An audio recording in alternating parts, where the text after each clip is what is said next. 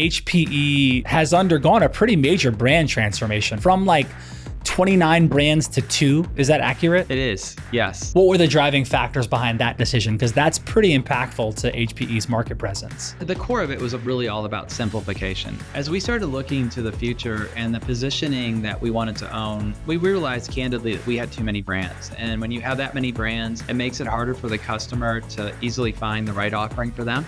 It also spreads our marketing spend and our marketing dollars over multiple areas versus focusing them on a couple where you really want to break through and see that resonance happening. I would say the other thing that was really important is our CEO was very engaged and very supportive, and he did not put any constraints in place. So sometimes, you can get these things where people say, hey, I want you to go simplify, but we can't touch X and you can't touch Y. He basically said, come back to me with a plan and make us more relevant with customers. Hello, everybody. Welcome back to Marketing Trends. Today, we have a powerhouse in the room. Jim Jackson is the Executive Vice President and Chief Marketing Officer at Hewlett-Packard Enterprise, HPE. Jim, welcome to the show. It's such an honor to have you. Excited to be here. Thank you so much for having me. Oh man, excited to I went on a rabbit hole of HPE Discover Las Vegas a couple hours ago. And to see, well, one, I immediately had FOMO because within 30 seconds of that, I'm like, wow, there's no one does events like this. It looked incredible. And then there's a lot of buzz around Antonio's keynote and just a lot of the sessions that were happening there. So give me a little bit more about what HPE Discover was about. I saw you talking about it was the biggest thing, the biggest activation HPE's ever done. So what's happening in and around HPE right now? This sounds exciting.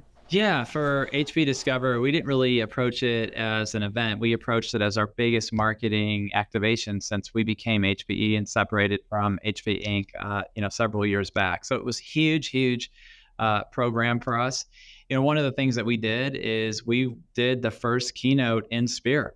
And it was an amazing experience. I believe that the Sphere is truly going to reimagine brand storytelling. It's multimedia, multi-sensory, the ability to combine our story and our message with the incredible graphic and capabilities that the Sphere brought. It was amazing. And our customers were blown away. For most of them, it was the first time in the Sphere. They were just really excited. And I think, it was an experience that you cannot get anywhere else. So that was huge for us. The other thing is we had some breakthrough announcements in AI with NVIDIA. We had Jensen on stage with Antonio. This was our biggest event that we've ever done. We had 14,000 attendees. We had our biggest technology showcase that we've ever done. And of course, we did a lot digitally, right, to get the message out beyond Vegas. But it was a huge event for us. We're still going through all the data right now, but the feedback has been really positive. And, I looked at this event as a catalyst to continue to drive the HPE brand and get people to think differently about our capabilities. And we themed and really led a lot of this event with AI.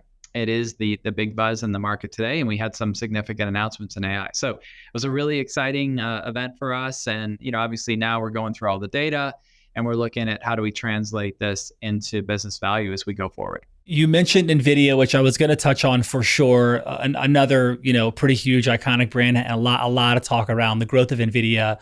This is a significant partnership, between HPE, and I'm really excited about this. Can you expand on the significance about this partnership, and the collaborative efforts this really brings to both brands? Yeah, HP and NVIDIA have had a decade-long partnership. So we have been working together with them for a long time, and they were fantastic partners, particularly leading up to Discover. We wanted to do a big announcement, so we co-developed a private cloud AI solution. It's branded HPE Private Cloud AI. We announced HPE NVIDIA computing with Hewlett-Packard Enterprise, or with HPE. So a lot of things coming together. And we really wanted to talk about how our innovation that NVIDIA is bringing, and how that really gives customers a very unique solution for the market. You'll see us continue to partner and do other work with NVIDIA as we go forward. We had some announcements actually in the fall. So last year in the fall. So this continues just bringing to market additional capabilities that address different use cases for our customers. And again, for us, it was all about unique differentiation and what problem are we solving for customers, particularly in that enterprise space, which we're seeing is now starting to really get some traction. So I want to click up a little bit because I have to realize that I'm connecting with someone who has seen many things in the world of technology and advancement, right? I mean, just in your couple plus decades at HPE, we're talking about you've been there through the rise of cloud computing, right? Things like advancements in high performance computing. You were there, AI, machine learning, before it was a sexy buzzword, right? Like Yep. you've been through all of these things, the convergence and virtualization, right? And so many really interesting innovations. Like, you were actually there. Well, this is not someone who can read about it and talk about it. Like, you've gone through this. Oh, and by the way, with a brand that's been contributing in meaningful ways. What does that do to shape your perspective as a leader and as a marketing leader? Because one, you've maintained relevance through all of it, which is incredible and exceptional. And you've seen so much. Like, what is it? How can you even put that into words? What it's like to go through that kind of ride? It's interesting. That's a great question, and one I have to really think about, because when you're in the middle of it, a lot of times it's not that clear, right? Exactly what's going to happen on the other side. But you're right. Been through cloud, been through multiple other trends that have happened in the space, and I think the positive thing is you start to be able to see and learn from what happened previously, and then apply it to the next opportunity. Clearly, right now we see AI as being one of the biggest build outs ever, right? I think it's going to be as big, certainly, as cloud and as the internet, when you start to just think of the impact that it's going to have. And you're right, HPE is very well positioned to help our customers on that journey. We're a trusted brand. We're a company that has deep partnerships everywhere, so we can bring and curate that ecosystem, and then really start to focus with customers in terms of how we can help them navigate what is a transforming market. Because for many customers, they obviously can't start from scratch. They have to be able to evolve their technology and their strategies. They're looking for a transformation partner that can help them on that journey. And that's what Hewlett Packard Enterprise does, right? And that's where we've been through almost every major technology inflection that's happened for the last 80 plus years. And we feel that we're very well positioned to help our customers as they go on the next set of big transitions that will be happening. In the note of transformation, I mean, HPE has undergone a pretty major brand transformation, right? I mean, there's been a pretty big consolidation. Now, is it accurate? Is it from 29 brands to 2? Is that accurate? It is. Yes. Yes. Okay. So what were the driving factors behind that decision? Because that's pretty impactful to HPE's market presence. It is. The core of it was really all about simplification. And I've been at the company for a long time, as you said, and I'm very proud of where HP has come from. But as we started looking to the future and the positioning that we wanted to own, we realized candidly that we had too many brands. And when you have that many brands, it makes it harder for the customer to easily find the right offering for them. It also spreads our marketing spend and our marketing dollars over multiple areas versus focusing them on a couple where you really want to break through and see that resonance happening. So we looked at, okay, how do we approach this from a way that is thoughtful, that is data driven? We had 20 different pieces of research that fed into this effort. We heard and analyzed opinions from our top customers, prospects, from partners, analysts, from executives, employees. We talked to a lot of different people. And I would say the other thing that was really important is our CEO was very engaged and very supportive. And he did not put any constraints in place. So sometimes, you can get these things where people say, hey, I want you to go simplify, but we can't touch X and you can't touch Y. He basically said, come back to me with a plan to help simplify that's going to make it easier for us to really reposition the company for the future and make us more relevant with customers. Basically, like I said, we took all of that data and all that analysis, and then we came back with a strategy where we said we want to go from 29 brands to ultimately 2 end state brands: Hewlett Packard Enterprise, which is our corporate brand, and HPE GreenLake, which is our cloud offering. We did have a bridge because we had some key products that we want to make sure that we didn't lose equity there. So we had 5 or 6 brands that, are kind of bridge brands as we're going on this journey. And then we had a whole lot of work that we had to do to communicate this out. And that was a Herculean effort, just to be candid. Right? We did an ATM, an all team member meeting with everybody in the company. My CEO and I, we led that. We talked about why we're doing it, what it means, and how we're going to roll this over roughly a 3-year period, because we didn't want to disrupt business. Obviously, that was one of our core tenets. So we're able to intercept natural points in time where we have, an NPI or we have a new product coming out.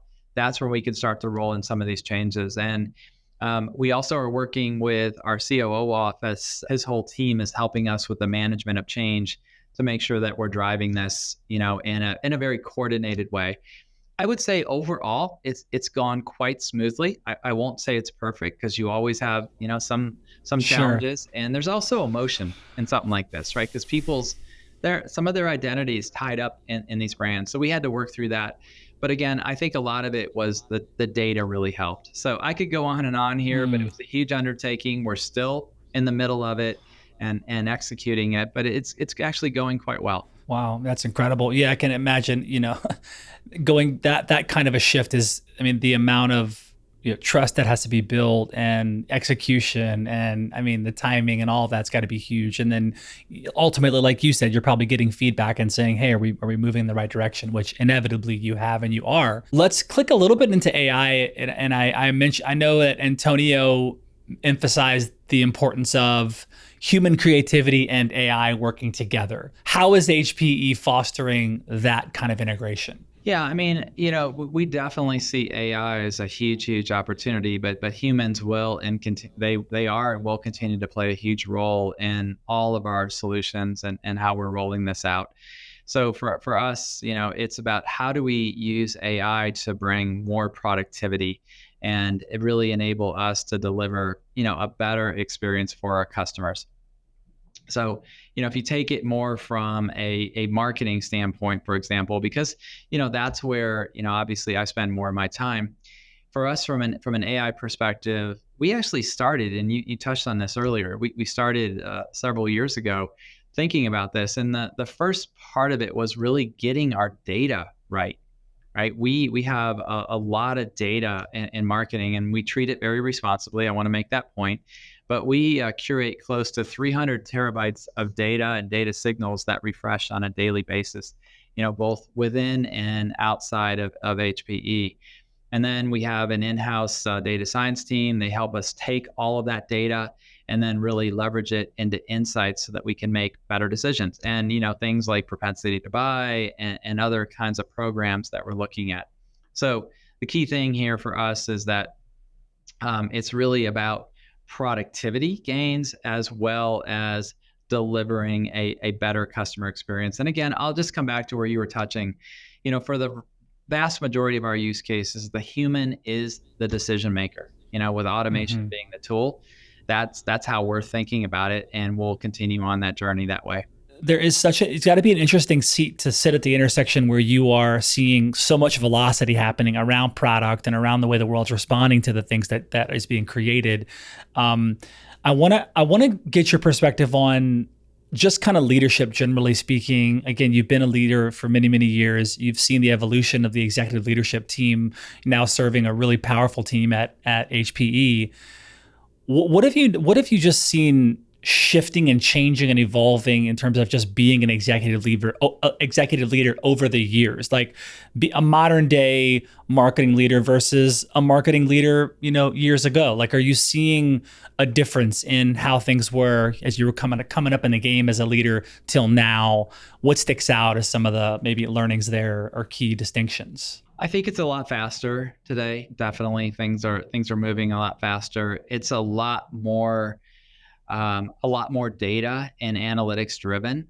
That is a huge part of it. I mean, I get this question from a lot of different people, but what has changed about marketing? And marketing is one of the biggest users of IT, right? We have a lot of IT spend in the company, and marketing is a big part of that. We obviously had to go build out a whole IT stack. We had to think about everything from a digital standpoint, and how do we architect that? How do we build the right architecture behind it? So people have always said marketing is an art and a science. I'm definitely seeing a lot of focus on the science part of it. From a leadership perspective, this is something that I take very, very seriously. And, I think you have to really surround yourself with people who can do your job. So I try to always make sure I've got people on my staff who are ready to step in, if I win the lottery or something like that. And, my job is ultimately to leave the company in a stronger place for the future. And I played baseball in college, always been a very competitive person. And, I think it's always, you have to think about having the best players on the field. That is critical. And, for a company like HPE, we're a very culture driven company. And we require that our leaders model our culture beliefs, from the front. And the what and the how are equally important. I think the other thing that I've seen, just my own personal way of thinking about it, is giving people space. I believe in, bringing in strong leaders, letting them run their programs. They need help. Of course, I'm there for them. But, these are smart folks, and they don't want to be looking over their shoulders, right? They want somebody who they know is there to guide them and help them. But my management style is more hands off. And I also think it's important to give them visibility to senior management. And, I think people always tell this, because one of the things that we have done actually in HP marketing is we've spun off quite a few CMOs. And it's a good thing. Obviously, sometimes when you get that conversation where somebody says, do you have 5 minutes later in the day? It's like, no, I don't. But, my view is that I want people to know that their career goals can be met at HPE. And if they need to leave for whatever reason, I want them to look back with fondness and communicate to the market that HP marketing is a place where you can go and build the right skills to be a leader. And then, one final point, because I think this is an important one. I really try to focus on having fun. I like to get to know people. Whenever we do offsites, I have dinner at my house so they can meet my wife and my kids. We spend so much time with our jobs. It's a lot more than just work, right? We have to get to know people, let them know that we care about them. And the final is just collaboration. You talk about leadership teams. I think what really matters is that everybody knows what their position is on the field. Sometimes you're carrying the ball. Sometimes, you're blocking for the person, or you're doing something else, to use a sports analogy. And I believe you have to bring the same energy for both. So at the end of the day, it's about the team, and that is the team winning. You mentioned, successfully leading a team that has spun off multiple CMOs. I was going to ask you about that, which I love that. And I'm curious about your approach to nurturing and developing marketing leaders, because certainly, the proof's in the pudding there. What qualities do you look for in future marketing leaders? I look for people who are collaborative. I look for people who are competitive and driven. I want people who have a bias for action, right? Who are coming in because they want to make a difference. They want to move the needle. They're not afraid to make a mistake. I always tell people, if we're not making mistakes, we're probably not pushing hard enough. We're not trying hard enough. But also that they're not making the same mistake twice. And obviously, I touched on it earlier, the what and the how. And again, at our company, those things matter equally, right? You have to do good work, but also you have to do it the right way. You have to treat people with respect. You have to spend time with your teams and all of those kinds of things. So, I'm looking for people coming into the organization that can not only do really good work, but can also live the cultural values that we have here at the company, because it's really, really important. And, from a marketing standpoint as well, people have a bias to wanting to be in the field, spending time with customers. I talked about that earlier. That's very, very important to me. It's easy to get caught up in the day-to-day activity of chasing emails and being on calls and those kinds of things. But I strongly believe that it's marketing's job to really understand the voice of the customer. And you have to be out there. You have to be talking to customers and partners and understanding, what are their challenges. Because if you can do that, then you can develop the right messaging, the right positioning, and really, really help the company, as we go forward. And then depending on different disciplines, obviously you might have somebody that is much more creative, or somebody who is, more in the data analytics side of the house. So it depends on the role. But a lot of those are those things that I'm looking for, and people who can assimilate and be part of the team. Right? We talked a little bit about teamwork, and I believe at the end of the day, it's teams that win. It's not just individuals. So people who can be part of that. I imagine that with such a collaborative effort at HP, there's got to be a pretty robust strategy around, I guess the best word, account-based marketing, right? Like ABM type of things, Yep. right? Where you're really identifying who you're wanting to target and work with, et cetera.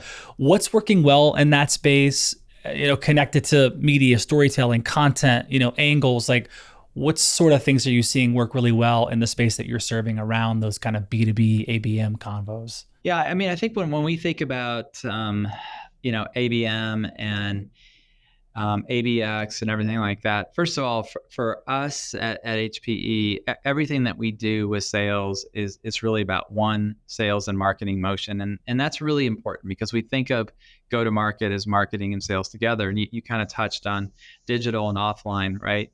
I think the other part here is how do you get the balance across both to give you that digital scale and coverage, and then offline being more targeted, engaging, close to the customer. And a key element that we really focus on here is how do you think about that from two ends of the same thing rather than thinking about them as two separate things.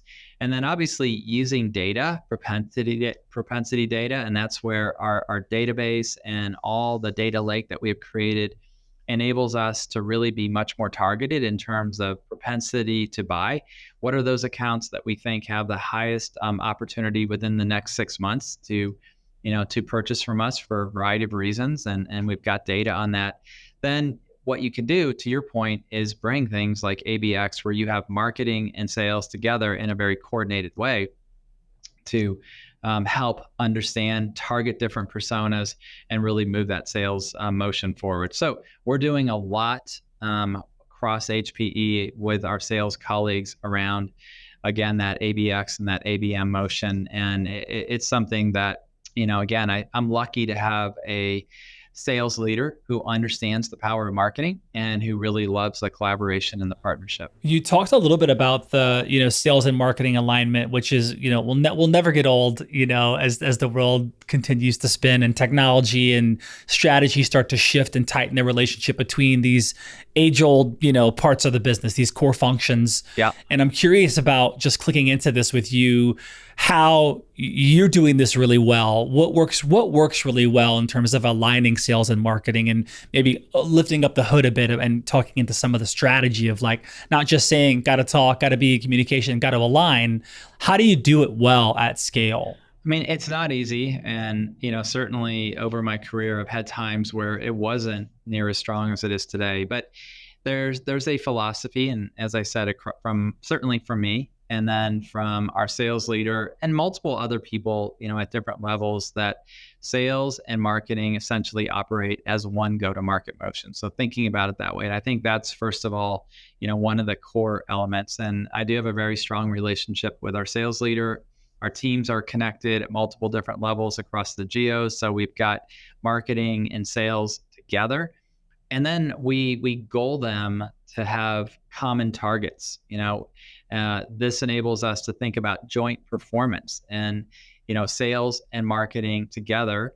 And again, I know it's an overused, analogy, but 1 + 1 = 3, right? I don't want marketing just in the same place. I want to figure out, how do we leverage what marketing brings, what sales brings, and then that will ultimately enable us to deliver better impact. And by doing it this way as well, like back to pipeline, you touched on that. Instead of saying, hey, you're going to go out and generate X amount of leads, and then other leads will come from here, and then later on we can argue about the quality or what happened, we really try to think about it as one go-to-market motion with the right size, shape, and velocity. And that enables us to then constantly look and use data to say what's working, what's not working, how do we flex marketing differently? How do we think about sales differently, to deliver the right results? So it's something that's taken candidly quite a while. I do think it's personalities as well. People who think that way and truly think about that partnering. And I sit on sales meetings. I attend offsites, so I'm very engaged. The sales team knows that I'm out in the field. I'm meeting with customers and partners. We look at our CIC, which is our Customer Innovation Center. We work with our sales teams where they can bring customers in for very, very personalized days where they get all the right technology, access to all the right executives. So, thinking about all of this kind of end to end, but I would say it's something that is unique to HPE, particularly when I talk to some of my other peers in the industry, and I'm thankful for it. Yeah, and again, I think you've got to. I'm assuming the speed of trust is something you've got to be really good at now. And you said things are moving really fast, which also means you've got to be able to build trust really fast, and be able to move that along as well. Have you found ways to improve that, increase the speed of trust amongst leaders, amongst your team in such a fast-paced world? Yeah, I mean, I think a lot of it is to your point, like, what are people coming with the right intent, and also it's you can say certain things, but it's really what you do, right? You can't fake showing up. And I think that's really, really important. That's I Well commented said. earlier about, actually attending the meetings. And some of the meetings can be at, bad times, right? It can be, if you're thinking of Asia, it could be late at night or it could be really early in the morning.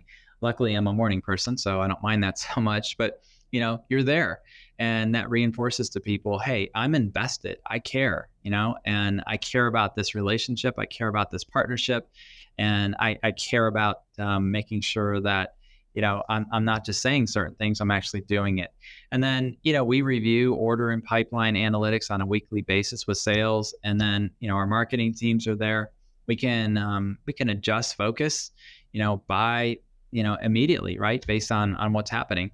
And then we can also make sure and educate people on little things. Well, not little, but like, for example, marketing should be looking 1 to 2 quarters out and doing the activities now to generate pipeline where we see future gaps, and then supporting sales in quarter, right, where they're focused and trying to bring all that Hmm. forward. So, a lot of it is about building those relationships and trust. You're right. That, I mean, at the end of the day, it's still a people business, and relationships matter. Responsiveness matters too. People have my cell Mm. phone; they can call me anytime, and I'm on it, right? And I think that moving with the same speed that everyone else is moving really, really matters. In the same token of just kind of seeing how fast things are going, and we talked about this, to push toward digital marketing, and there's a big shift obviously happening, inside of HPE, but all around, the world. But you've also seen a lot of traditional media evolving, right? How do you see that, still, like, do you still believe that traditional media holds significant value, right, in the marketing landscape? I do, yes, but again, I think what we have to do is look at all the various elements of the marketing mix, understand what the objective is, what problem are you trying to solve, or what is your business goal, and then look at how do you integrate that, and different elements can come together. We certainly leverage a lot of digital. And Hmm. haven't spent so much on TV or some of the higher level, if you will, things. Just given the set of audiences that we're trying to reach. But I never try to think of, hey, we can only do X or Y. There's a whole bunch of different things that and levers, to your point, that we can pull depending on what we're trying to do. Again, I think the key, and this is where I've got some really good leaders that think about this, is starting with the problem or the objective, and then understanding how do you connect content to getting it to the right customer or prospect, and then Mm. making sure that it's fit for purpose, that it's purposeful in intent, and that you have a very well thought out distribution and promotion strategy wrapped around it with data that you can track.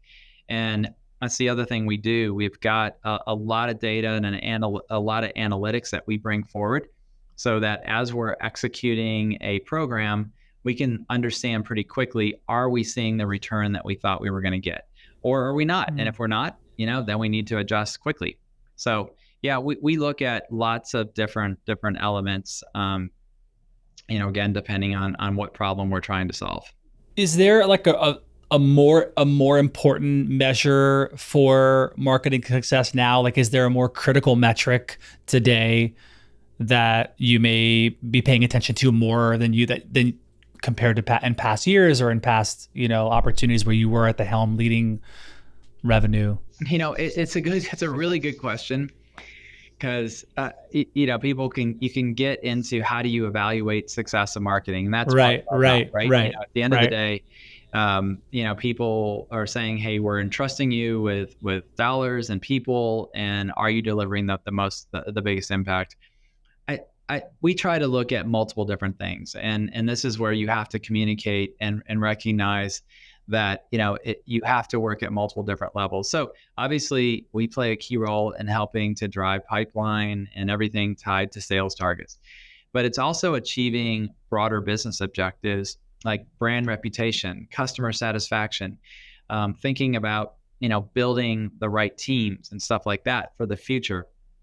So I always try to think of multiple different things that we're trying to do versus just one thing, because you can end up getting caught in a situation where you do one thing but you didn't think about all the other things coming together that are also important. Increasingly, there's certainly pressure on things like pipeline, but also building the brand, also engaging new prospects, shifting perception.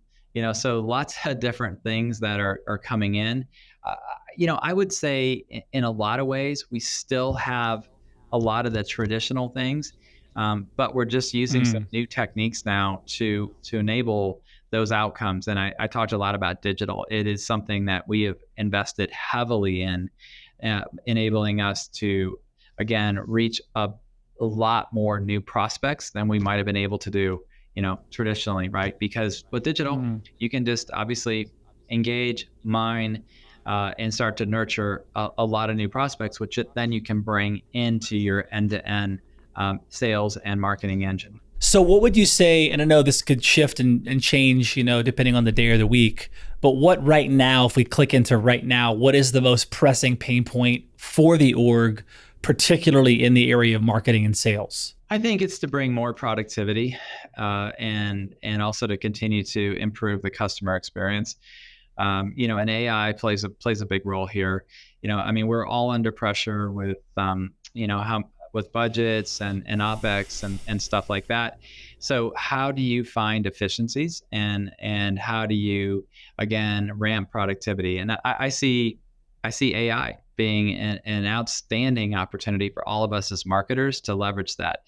We're certainly experimenting with LLMs to help our marketing teams ideate, to help them create content for various use cases, blogs, solution briefs, research summaries, etc.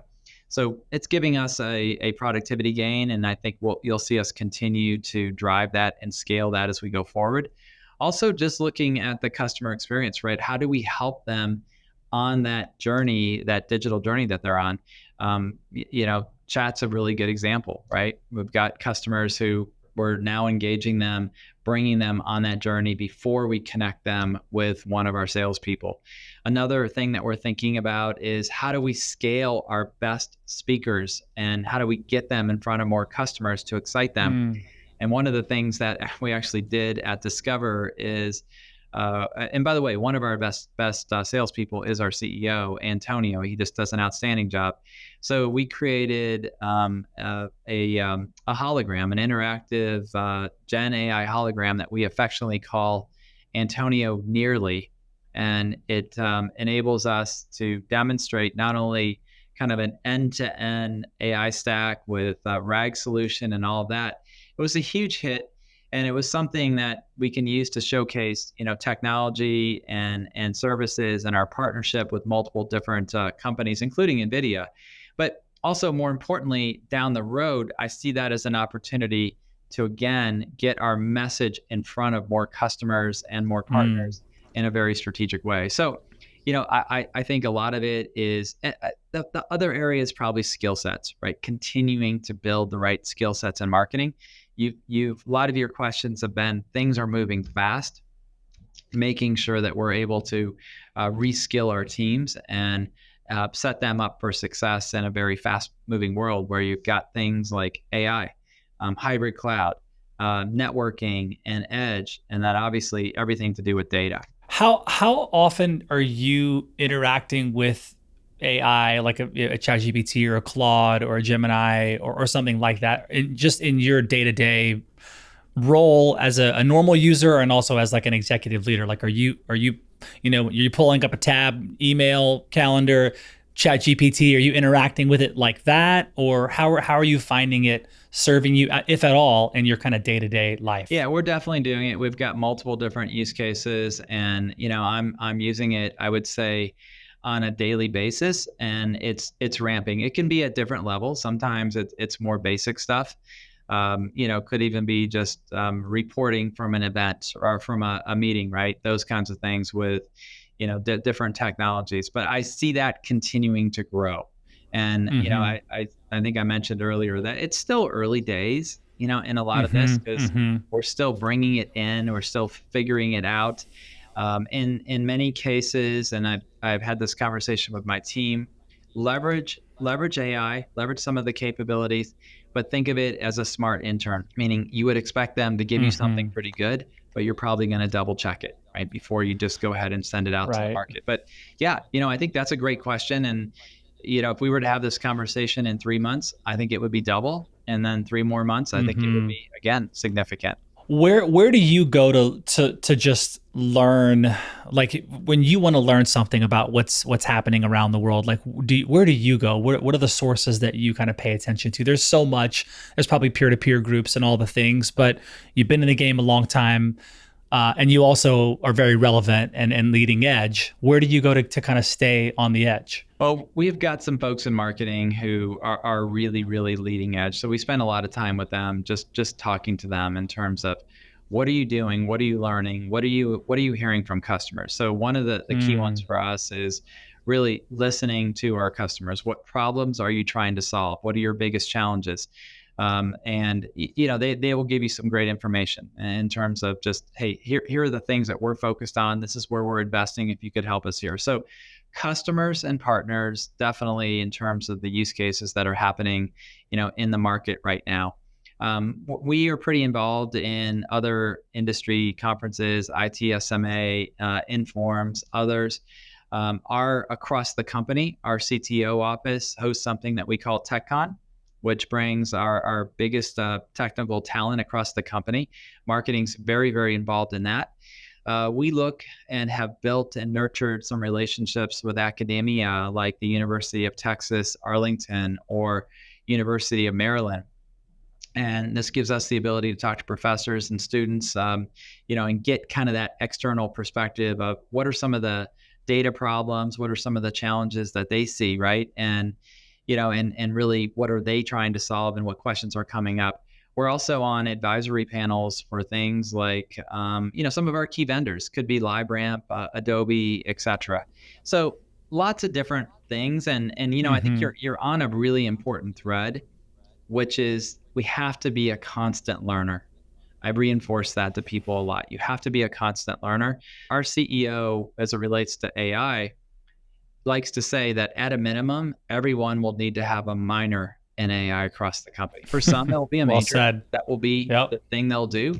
But for everybody, you need to invest the time to at least have a minor. You need to be proficient here in AI. So, yeah, there's a lot happening. I'm sure that there's more we can do, but we're definitely staying plugged in and really trying to learn. Communities are also good. You get lots of different things in terms of what people are doing. So as HPE continues to evolve, capital E, what are the next big marketing trends or innovations that you anticipate are going to shape the future of the industry? Some of the trends we've talked a lot about AI. From a demand and enablement perspective, we're seeing a lot of great tools out there. Things like Marketo, Sales Insight, I can't think of it, a Sixth Sense, right? There's a lot of different technologies that are happening. Digital marketing, we're seeing, lots of different tools, Adobe Analytics, Adobe Audience Manager, those kinds of things. So lots of cool technologies, and I think it's important to take advantage of those to leverage that. Across our business, what we're seeing is AI. Certainly, we're seeing hybrid cloud. We're seeing the emergence of edge use cases. That's really, really important. And then obviously data. We've talked about that a lot as well. So data becomes really, really important in marketing as it relates to marketing. Digital, obviously, that whole concept of how do we think about digital to offline, very, very important, and something that we're going to continue to invest in a lot, and really look at bringing all of the elements of marketing together in a very integrated way. And I think that that's one of the questions people always ask, right? How do you think about setting the right priorities, the right strategies, and enabling it all to work together? And for us, one of the things that we've had to do is invest in some teams to help us really drive a lot of that horizontal alignment, because we have a lot of the capabilities within marketing, but they can be vertically focused, where you've got product marketing, you've got geo marketing, you've got digital, you've got all these other things. But how do you bring that all together into much more of a solution oriented way? We're really focused on that. Another area is around verticalization. That's something that we're focused on pretty heavily right now. It's really, really important for our customers to talk to them in the language of their vertical and what problem they're trying to solve. So lots of cool things happening in marketing. I certainly think AI is going to be, though, at the top of the list. I love it. Okay, are you ready to get into some fun lightning round questions? Sure. Yeah. Okay, let's do it. These are fun. Just answer, lightning rounds. So try to answer, from the heart, quick as possible, and we'll roll through a few of these. Okay. Okay. First one is, what's one piece of advice that you think every marketing leader should hear? I always start with the customer. I think that's probably the best piece of advice that I ever received. Put the customer first. You'll never go wrong. I remember my second day at HP, 26 years ago, a phone was ringing. It wasn't my phone. It was somebody else's. And my new boss said, grab that. It might be a customer. So I have a very customer Wow. mindset. The other thing I would say is, if that you have to push yourself hard, and you're going to make mistakes. When you do, own it fully. Don't make the same mistake twice. But I really want people who are not afraid to take a risk. How do you not make the same mistake twice? I think a lot of it, for at least from my perspective, is just understanding the mechanics of that, what went into that first time. Because a lot of times you just didn't see it, right? Things were happening, you couldn't see it. But as we continue on in our journey of life, right, you start to be able to look around the corner. So maybe, you won't make it. Maybe that's too tough of a statement to make, but what I'm looking for is people who are certainly minimizing that, right? And they're saying, I learned from the previous time to make sure that, that same thing or something similar doesn't happen again. I got better and better and better. What was the first thing you thought about this morning? Coffee. I'm a morning person. I get up at 5, so coffee. Straight to coffee. Well, since you go straight to coffee like myself, how do you take your coffee? Black. Black. Okay. Likewise. I grew up on a farm, and you drank coffee Oh, black. that's great. Okay. Second follow up. Third follow up to that. What kind of coffee do you drink? I actually have just a drip coffee maker that I use Folgers. On the weekend, I'll do, some of the better coffees. I'll actually do a pour over and those kinds of things. But just during the week, it's just a drip maker, and it's Folgers. I love it. I'm not like a big Starbucks person and all of that. Okay. If you could use your marketing brilliance to send a message to the entire world, just plaster billboards all over the world, what would the billboard say? I probably don't have the exact message that it would say, but it would be something around we have to reduce emissions and protect the environment for future generations. The Earth is talking to us, and it's not happy. I believe that sustainability is really, really important, and I want to leave a healthy world, for our kids, right, and future generations. So for me, I would really focus on that. Amazing. What is one popular thing or activity you wish you enjoyed more?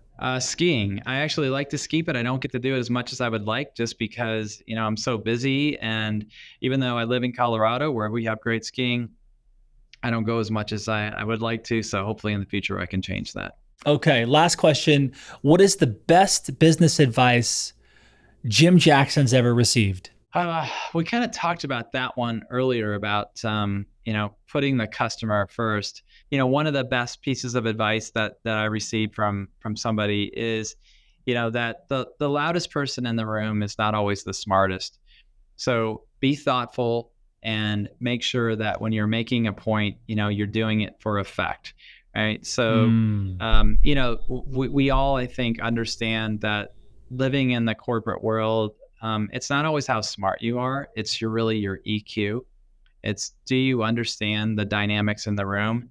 And are you making comments? Are you bringing things forward that are truly helping to get to a better outcome?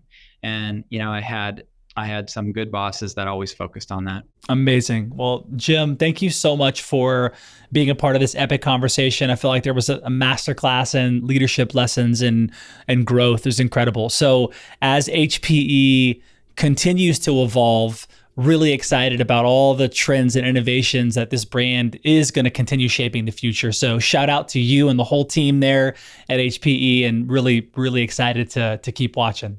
Thanks a lot. Awesome. We're excited about the future as well. Thank you so much for having me.